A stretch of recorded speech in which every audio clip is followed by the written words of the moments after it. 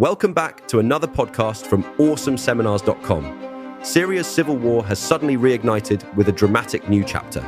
In a stunning development, rebel forces have launched an unexpected offensive in Aleppo, Syria's former commercial hub and second largest city.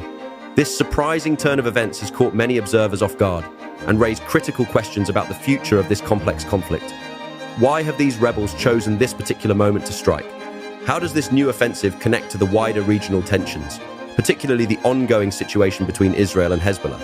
And perhaps most importantly, what does this mean for the various international powers deeply invested in Syria's future, from Iran and Russia to the United States and Turkey?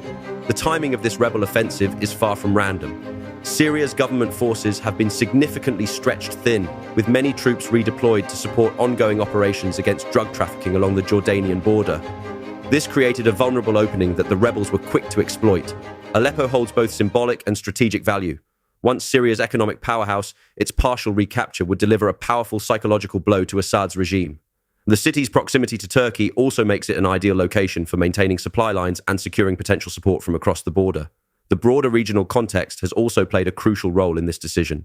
With international attention firmly fixed on the Israel-Hamas conflict and growing tensions with Hezbollah, Assad's traditional allies, particularly Iran and Russia, have been preoccupied with other strategic concerns. Russia has redirected significant military resources to Ukraine, while Iran's focus has shifted toward potential renewed escalation with Israel. The rebels have also been emboldened by signs of growing discontent within regime-controlled areas.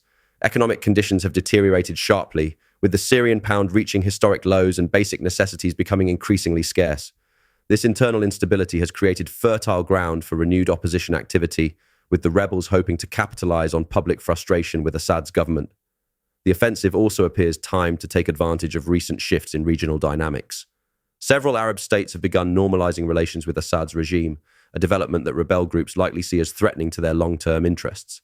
By launching this attack now, they're sending a clear message that the Syrian conflict is far from resolved and that any diplomatic solutions must take their positions into account.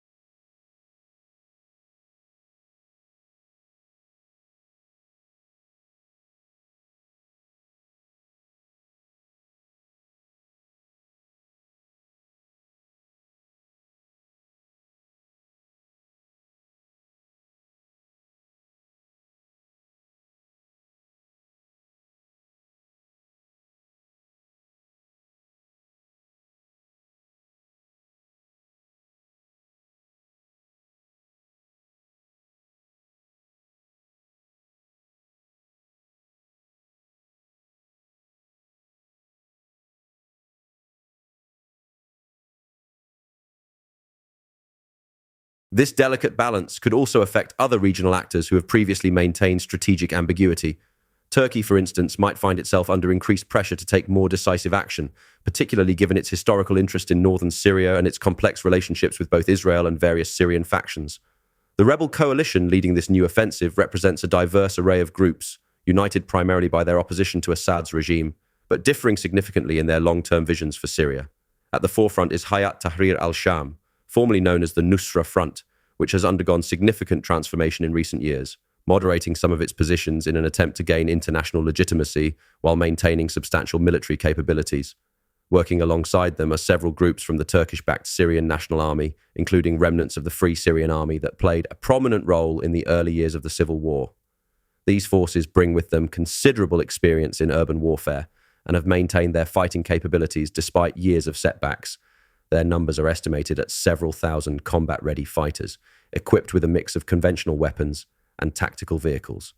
The coalition's current strength lies not just in its numbers, but in its ability to coordinate complex operations across different fronts.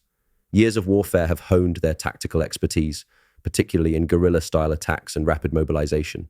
They've demonstrated sophisticated command and control structures, enabling them to launch synchronized attacks while maintaining operational security, as evidenced by the surprise nature of their recent offensive.